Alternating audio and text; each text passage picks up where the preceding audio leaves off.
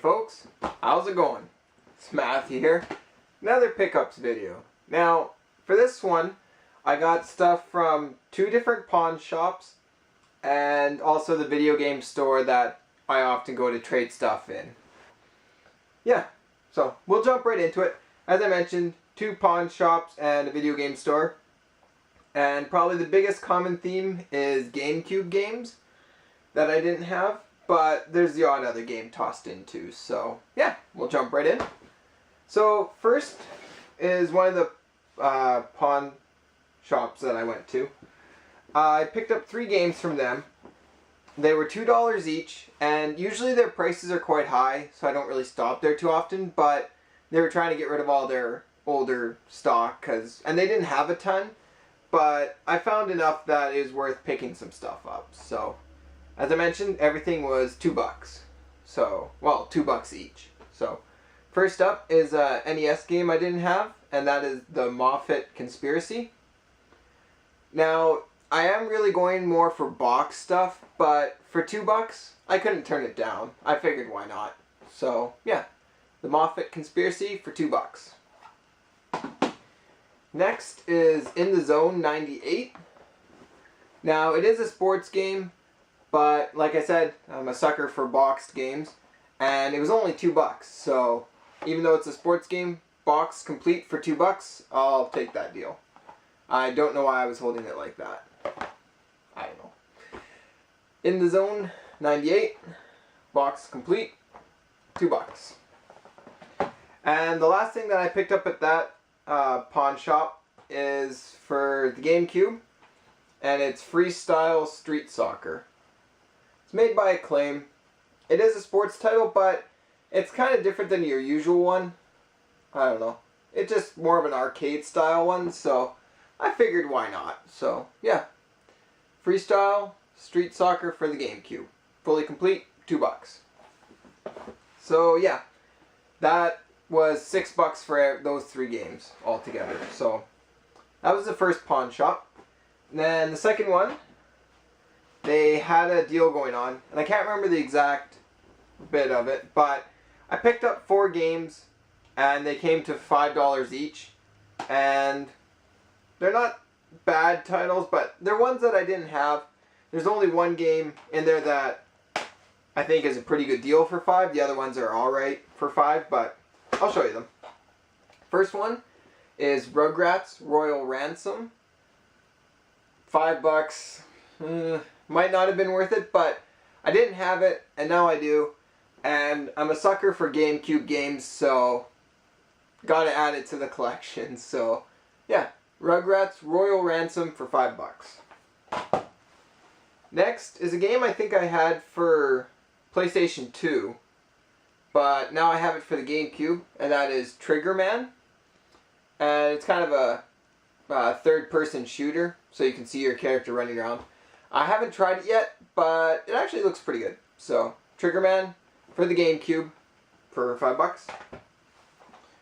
Next is Namco Museum 50th Anniversary. It says it has 14 games on here. And I've owned these games before, but I didn't have it for the GameCube. And it is fully complete, and it's a fun way. Like, I think I have most of the games anyway on the original systems. But it's kind of just a fun way to pop one disc in and play a bunch of retro games all at one time. So, yeah. Namco Museum 50th Anniversary. $5. Now, the last one. Now, this one I was happy to see. I didn't even know that this one existed, which is kind of funny, but I knew that there's a lot of Pokemon games for the Nintendo systems, but I hadn't heard of this one. And it's just called Pokemon Channel.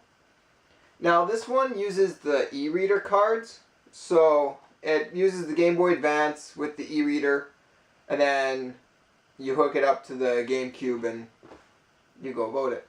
So I don't have an e-reader, but I might still be able to play some of the games. I'm going to get an e-reader eventually, so it's whatever.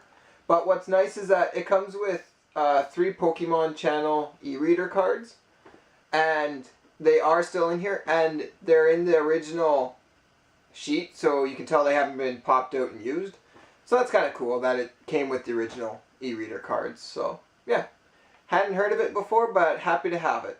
So Pokemon channel for the GameCube, $5.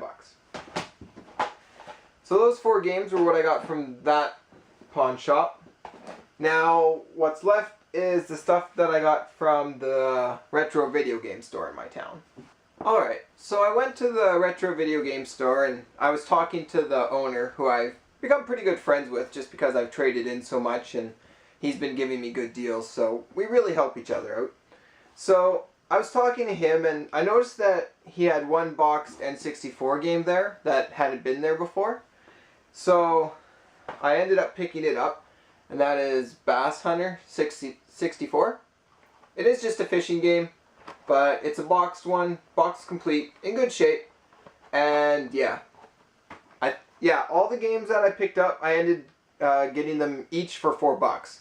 Because originally he said that I could just take them and that we'd square up later with next time I do a trade-in, but I kind of felt bad doing that. Like, it would have been good, like, you know, to get games, but I don't want to rip the guy off, or not rip him off. I don't want to make him wait. You know, he's trying to run a business, so I said that he could have first dibs on the next cool stuff I find to trade in, because really he's the only guy I trade with right now because it's such a good system that we have going. But anyway, I said I'd give him at least $20, so that was $4 a game, plus he gets dibs on anything I find. So I don't know, he was happy, I was happy, why not? So anyway, Bass Hunter 64 for $4. Next up, well, the rest are GameCube games. Next up is KO Round 2, the Kangaroo. Not sure if I said the title right, but it's made by Atari. Kind of just looks like a 3D platformer, kind of like the Banjo-Kazooie style. So, yeah, KO Round 2, the Kangaroo for the GameCube for $4. Next is Tak and the Power of Juju. Again, same kind of style as KO the Kangaroo, I'm assuming, in that it's like a 3D platformer. And it's kind of cool because you get like a chicken suit, you can ride a rhino. It's just prehistoric jungle kind of platforming, so I figured why not try it, especially for $4. Can't go wrong. Next up is a game that I hadn't actually seen before. I know I'm pretty sure it's not rare or anything, but it looks pretty cool because it has a cool character, and that is Taz Wanted. Like I said, I hadn't seen much of this before, but he got it in, thought it was cool, so I picked it up. And like everything else, it was $4. So yeah, Taz Wanted for the GameCube for $4. Not a bad deal. Now, the last game that I picked up from him today, I'd seen it around before, but for some reason I had never picked it up. I don't know why. Maybe it was just I hadn't seen it for a good price or something, but yeah, it's made by Sega for the Nintendo GameCube, and it is Virtua Quest. So, I don't know, looks pretty good, and like I said, I don't know why I hadn't picked it up before, but for $4, definitely wasn't going to pass it up this time. So, yeah, Virtua Quest by Sega for the Nintendo GameCube, $4. So, those are my pickups for this video. Like I said, a lot of GameCube stuff, but the odd other game mixed in there too. And yeah, I felt the pricing was alright, but feel free to comment. Let me know what you think of the pricing. If you've played some of these games, let me know what you think of it. You can comment with what you guys have been picking up. Really, comment with whatever you want. So yeah, thanks for watching. I'll just end this video how I usually do, with a little bit of a overview of everything I picked up. But yeah, thanks for watching, and I'm sure I'll see you guys with another video soon. So thanks.